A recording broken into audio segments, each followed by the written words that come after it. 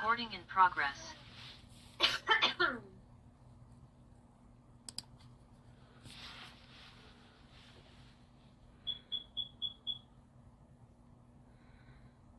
Oreste DAversa. Right. Got it. All right. Hello, Giant Bellers. Are you having a great day? I certainly hope so. Today, our guest is Oreste DAversa, and we're just going to chat. So, how are you today? Very good, thank you, and thank you for having me as a guest on your show today, Lois. I really appreciate your time. So, please tell our listeners what you do. Well, I'm the author of the book Life Beyond the Pandemic. I'm also a business coach, consultant, trainer, and interfaith minister. Oh, wow, that's exciting. So, obviously, the pandemic brought you some inspiration. So, can you tell us about your book? Yeah, I was extremely concerned once the pandemic started with people losing their jobs, losing their small businesses, basically losing their livelihoods. So what I created was a book called Life Beyond the Pandemic, where I offer people a step-by-step blueprint to help people get back online with their lives. And basically, being an interfaith minister, which is basically an all-faiths minister, I take people from the spiritual to the practical, and I give people a step-by-step blueprint, because it's my belief we're all here for a reason and a purpose. Well, great. Give me an idea of a beginning step. Well, beginning step is really analyze where are you? I mean, what's going on in your life financially? What are your financials? How long can you be out of work? What are your goals? Big term goals. But realistically, you have to find out where you are and where you want to go. And the book, with the exercises that it has, helps you figure out what you have to offer and what your purpose here is on this earth and this time and this place. Because most people really want to do what they love to do. And usually what they love to do is tied into why their life purpose. How does one really determine their life purpose, do you think? Well, it's innate in all of us. The challenge is bringing that out. Usually it has to do with something about you feel good about doing what you're doing. Most people it's innate. Other people just need a little bit of a roadmap to figure out what they have, skills and education and personal gifts and talents and attributes, and they need to mold that to get to where they need to go. The challenge is many times, we're forced because of life to take jobs and take careers we don't like, or to feed our families, to feed ourselves. But eventually, we get to the point where we say, what am I here for? What am I doing? And I think you're also finding now with the movement of quiet quitting. I'm sure you're familiar with that. What's going on with that? I think people are saying to themselves at a younger age, as opposed to many of us who are baby boomers and older, aren't waiting as long to say, what's life all about, and what am I doing here, and why am I working a job that I don't like? Those are tough questions. Yes, they are. Yes, they are. So there's no magic age to come up with this question.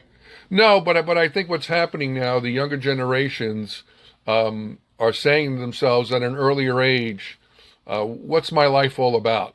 What am I doing here? How can I make a difference in the world? And I think that's happening at a younger age, and that's why we're seeing a lot of, I'm not going to call it a revolution in the workforce. I'm going to call it an evolution, as there were many years ago when we went to a 5-day work week and we went to a 40-hour week. It was an evolution to get to that point, and I think we're seeing an evolution in the employee marketplace, that people want to do a job that they in minimum enjoy, minimum makes a contribution to the world, and minimum it talks to their life purpose directly or indirectly.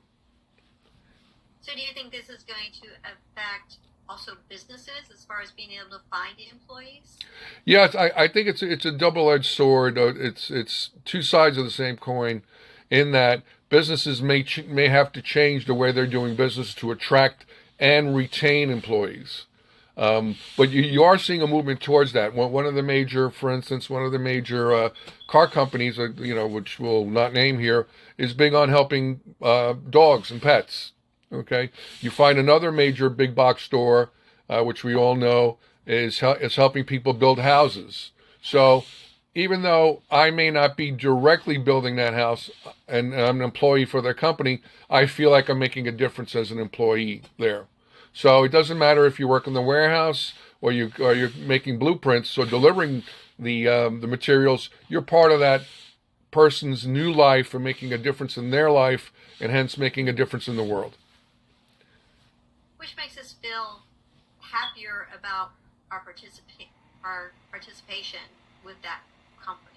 Without question, without question. I think people want to be, for the most part of the solution and not part of the problem. And by working for a company that is helping people build new homes or helping people with animals, it's making a difference. And I think people want to be associated with those type of employers. Okay. Well, I'll tell you what, we're going to give one of our listeners a copy of your book. And so, listeners, if you make a comment below, we will have a drawing to give away one of the books free. So that will be fun. Tell me, what do you think is still to come out of the pandemic? What do we still need to be aware of? Well, I think that the main thing is we're really starting to wake up to the fact that we're guests on this planet and that we're stewards of this planet and we need to take care of this planet. I think that's been a big wake-up call that the planet is not just a big dumping ground and we need to take care of it, that we're part of it. You know, part of my role as an interfaith minister is really to help people understand that we're really stewards of this planet and we need to help the planet to help us be sustainable because all our resources cannot last indefinitely. Furthermore, we want to leave a positive legacy for the next generations to come. So I think it's been a big eye-opener on a lot of different levels, spiritual, emotional, mental, and physical. I'm sure you're seeing the impact, unfortunately, in a negative way of being isolated. And conversely, in a positive way, showing us that we need each other to kind of help each other to get through life. So we're seeing a lot of positive things and unfortunately a lot of negative things coming out of the pandemic. But hopefully people are waking up to the fact that we're pretty much one big community. And now the internet, again, is just amazing. Now we're having conversations with people from all over the world and we're engaging in people from all over the world and starting relationships, hopefully positive ones all over the world in a manner that we couldn't do even 10 years ago. So there's in everything in life, there's also both sides. There's also both sides of the sword. So hopefully people are waking up to the fact that Mother Earth needs us and we need to help Mother Earth. Okay, I'll do time out. Are there any other questions you think I should ask about the book? Really, the components of the book, you know, the book's about spiritual, emotional, mental, and physical, you know. So I don't know if you want to tie that because the book was made to give people practical tools. You know, okay. I don't want it to be blue sky stuff that nobody uses. Okay. All right. I'll go to that then. All right. Okay. All right. Back in. Okay. Can you tell me a little bit more about the book and the components of the book? Yeah, the book was designed to give people practical tools after each chapter that they could use and implement to really get to their life purpose. And also realistically, the reality of it is we need to make a living. So realistically, it doesn't matter, we want to do all these wonderful things, but at the end of the day, we all have bills to pay, families to raise. So I designed the book to bring people from the spiritual to the practical, whether it's a new job or whether they want to start their own business. And now with the advent of the internet, you can do both. You could work for someone and have your own business on the side. The vernacular is to have a side hustle. And you could really do both and live your life purpose and lead a better quality of life as opposed to, your life being just a grind and just waking up, going to work, come home, rinse and repeat. You could add to the quality of your life and make a difference in your life and also the life of other people. Great. All right. Tell me about your coaching. Is there a specific niche that you coach to? Well, I coach in several niches. The way I've designed my business is I do professional development and personal development. In the area of professional development, I work with small business owners to help them get started in their businesses, teach them the reality of running a business, and teach people how to market and sell their products and services. Many people are good at what they do, but unfortunately, the reality is they don't know how to get customers and clients. So I teach them that, and I teach them also, how to run the day-to-day digital marketing. I'm sure you're aware of traditional marketing, selling processes, copywriting, and the whole shooting match. On the personal development area, when we get into life purpose, I help people with spiritual guidance. Also, tying into another book I wrote, I didn't get a chance to say goodbye. Now, what can I do? I help people with their bereavement journey. Unfortunately, many people have had to say goodbye due to COVID, especially, and they didn't get a chance really to get closure in their lives. So I help people navigate a healing bereavement journey to help them get closure and not forget their loved ones, but manage those memories and manage that relationship in a positive manner so they can move forward in their lives. Oh, great. Yeah, that was a really hard time. We lost my father to COVID. Oh, my condolences. That was a really hard time not to see him and Sure. and all of that. So that was hard. Yes.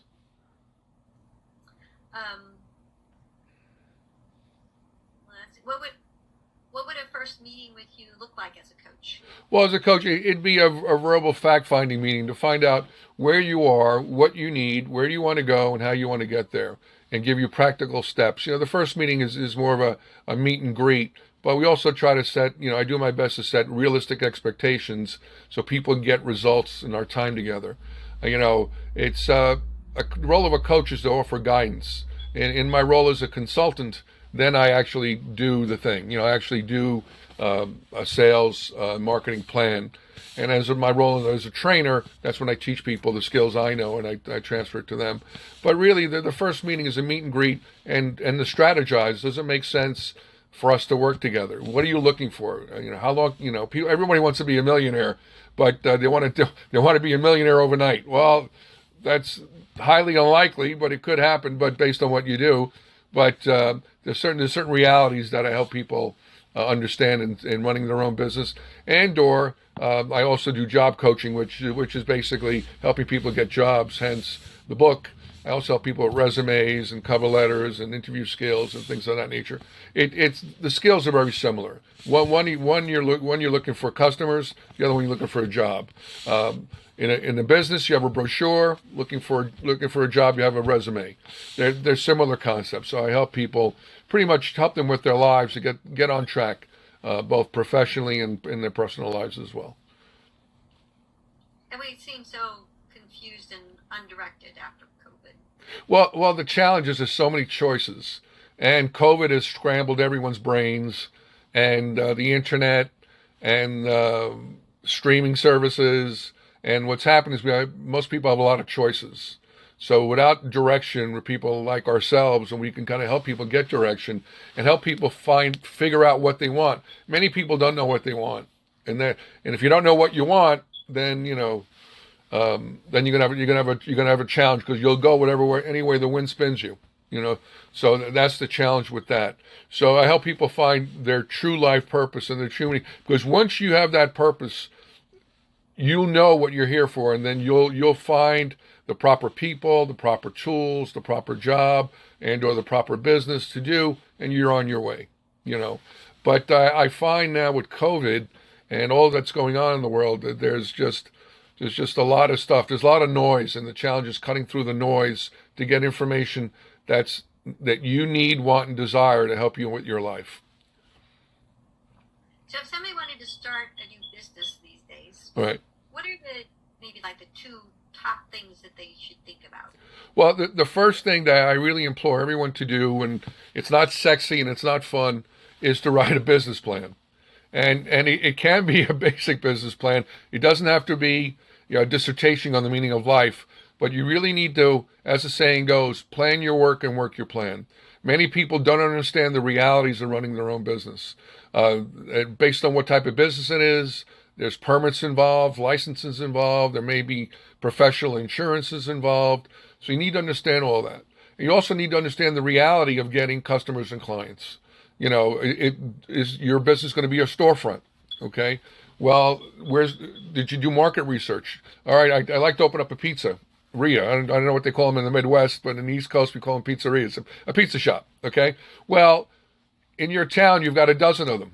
All right. So what makes you think your pizza shop is going to be better than anyone else's? So there's market research to be done.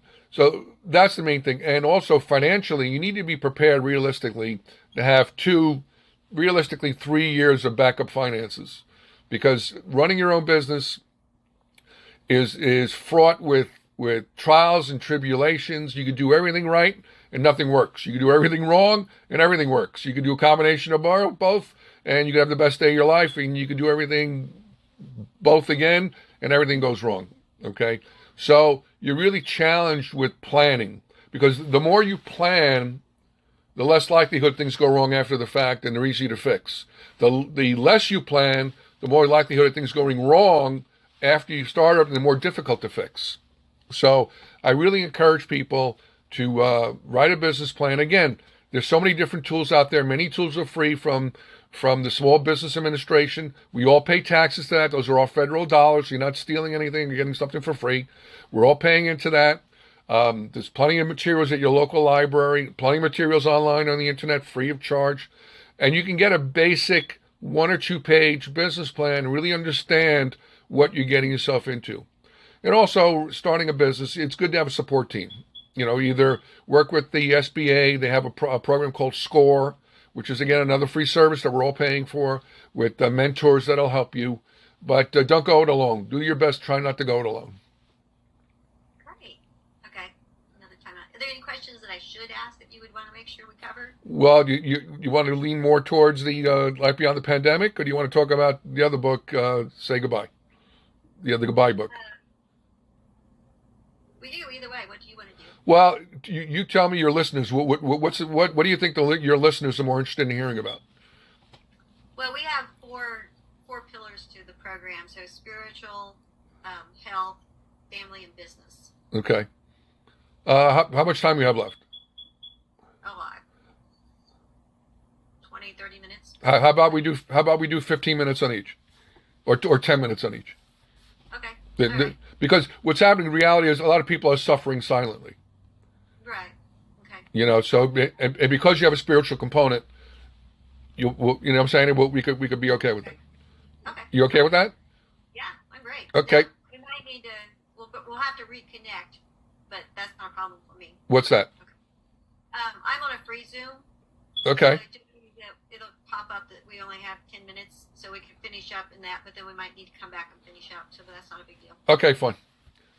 Okay. So it sounds to me like you really follow the giant builder type of pillar base. So we have 4 pillars: spiritual, health, family, and business. Right. And you seem to really flow into that category. So tell me a little bit about your spiritual.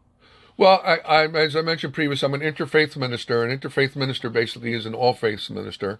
I was raised Catholic, and I became ordained as an interfaith minister 20 years ago, because the truth of the matter is I'm looking to help everyone. I don't limit myself. And as one of the prophets I follow said, wherever I stand is my church. So wherever people need help, whoever they are, I help them. One thing was disconcerting, again, part connected or interrelated to the pandemic, as people have been passing away, and unfortunately loved ones have not had a chance to say goodbye. So with that, I wrote a book. I didn't get a chance to say goodbye. Now what can I do? So I gave people practical tools that are in addition to, not instead of, their grieving mechanisms, be it if they're involved in a support group or working with a healthcare professional. I gave them tools that they could use to help get closure in the relationship with the loved one. Now, when I say closure, it's not about forgetting the loved one. It's about keeping favorable memories of that and not being in a situation where that relationship, unfortunately, has been devastated because you didn't get a chance to say goodbye. Whether the relationship was good, bad, or indifferent, at the end of the day, sometimes things have not been said in a relationship, and people need some type of closure. So in my book, I've taught people, I've given people tools, again, in addition to, not instead of, to help them with the grieving process. Furthermore, the second part of the book, what I've done also, is I've given people another book called Write Your Own Funeral Service. So people do not have to feel that they're not a part of the ceremonies and rituals of saying goodbye to the individual and having a proper funeral service. Because what's happened, unfortunately, many times people have had to just die by themselves in hospital beds. Due to COVID precautions, they've had to be buried or cremated, and proper services, ceremonies, and rituals were not conducted. And again, that helps add to the healing process of saying goodbye. So I felt it was very important, because unfortunately many things in our society and in many societies, we're not taught on how to grieve properly, or if you're not part of an organized religion, or if your family wasn't religious and or spiritual, you don't have spiritual practices to handle these things. And many people don't feel whole, that they didn't get a chance to say goodbye to the loved one in a manner that's appropriate to them, their culture, their spiritual beliefs, and their personal beliefs. Okay, great. All right. What can you tell us about health? About what? Health? Health? Well, health, also being tied to the book, the other book, Life Beyond the Pandemic. We're made up of 4 components: the spiritual, which is the life energy; the emotional, which is our emotional heart; the mental, which is our minds; and the physical, which is our physical bodies. If any one of the parts of these components is out of whack, we call that dis-ease. And we've heard that many times before. In the body, it's easy to recognize. Oh, that person has got cancer. They have leukemia. Okay? Now, what we're seeing, and this is long overdue, and it shouldn't be a surprise to anyone, we're seeing issues with the mind. All right? Now, the reality of it is, these past 25 to 50 years, we're using our minds more and more to make a living, and our bodies less to make a living. Yet, we're not really taught how to handle our mind and how to work it properly, how to relax it, how to calm it down. So what ends up happening is we're seeing diseases of the mind, and that transfer into anxiety, stress. So you have people with eating disorders now, but the causes of the mind. Then we have emotional issues that unfortunately come out sideways in our society. We don't address those when people don't know how to love themselves in a healthy way, don't know how to love others in a healthy way, don't understand the importance of providing service to others, and also providing service to themselves so that we lead a healthy life. And then finally, we have spiritual well-being. Again, and this is connecting to whatever your higher power is. If you don't have a higher power, connecting to nature, connecting to something outside of you, knowing that there's more to you than just the physical body. The challenge that I've seen, and I encourage people to do, is what I call physical, mental, emotional, and spiritual hygiene. Physical hygiene is pretty easy to figure out, right? You don't bathe. It's kind of pretty easy, Mental hygiene is the mind works like a computer. So you put garbage in, you get garbage out. So you don't want to be in front of a television or whatever looking at violence all the time. Guess what's going to come out of your mouth? Okay? And, so you want to put good things into your mind, positive things, affirmations, read good books, read good things. All right? So that's mental hygiene. Now, for emotional hygiene, okay, you want to do things like be of service to others. Go to the local dog pound. Spend some time with some animals. Those poor animals are going to be there are by themselves until they unfortunately get adopted or unfortunately are put down. All right. So you want to be of service to others. You can go to a soup kitchen. You can make a difference. Okay. And that helps your emotional heart feel good and feel full. All right. And then spiritual hygiene, again, you want to get out of yourself. Go spend time in the park. Meditate in the park. Spend time with whatever your religious beliefs are and or spiritual beliefs. A person can be religious, yet not spiritual. A person could be spiritual, not religious. A person could be spiritual, or a person could be neither spiritual nor religious. Okay? But we all know, deep in our hearts and our minds, that there's got to be somebody or something watching over everything to make it happen. Our bodies are miracles unto themselves. Okay, when a woman has a baby, that's the miracle of life. So there's more to us than what we appear to be. Life is not one dimensional; it's multidimensional. So when we talk about health, we want to look at the holistic approach. Again, and especially the hygienes I mentioned: physical hygiene, mental hygiene, emotional hygiene, and spiritual hygiene. And all of this, of course, affects the family in so many different ways. It's the family is as the saying goes, a family is similar to a team. There's no I in team. It's a I don't want to use the word machinery, but it's a unit. It's a family unit, and if any part of that unit or that part of that machinery is out of whack or has dis-ease in it, it's going to affect the entire family unit. So, all wonderful information. That was super. Any closing thoughts? Well, in closing thoughts, I think we're at that point that everyone needs to help themselves make the world a better place. People complain about this and complain about that. We're blessed to be in one of the most wonderful countries in the world where we have all our freedoms at the expense of those in the armed forces, at the expense of our first responders. You could go as far as your talents can take you in this country. Nobody's going to hold you back. It's obviously not doing anything criminal, of course, but we're blessed to be in a country where you could be anything you want. But we also need to work on ourselves, and I think it's time for many of us.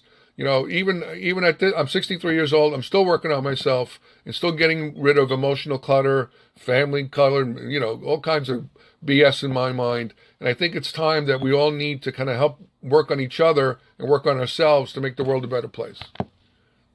Oh, that is so true. Well, thank you so much. That was so much information. I'm going to have to watch this a couple of times. Well, thank you once again for having me on. I appreciate your time today.